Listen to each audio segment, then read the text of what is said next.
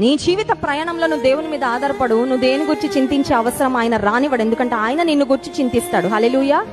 రేపేంటి అని నువ్వు బాధపడాల్సిన స్థితి రానివ్వకుండా నీ రేపు, నీ ఎల్లుండి, నీ వచ్చే వారం, నీ వచ్చే నెల, నీ వచ్చే సంవత్సరం, నీ భవిష్యత్ అంతా ఆయన చింతించి అంతా ఆయన ప్లాన్ చేస్తాడు. నువ్వు చింతించాల్సిన అవసరం లేదు. కానీ నీకు విశ్వాసం ఉండాలి. అప్పుడే నువ్వు చింత నుండి బయటపడతావు. లేకపోతే జీవితంలో చింత అనేది ఒక రెగ్యులర్ డిసీజ్ అయిపోతుంది.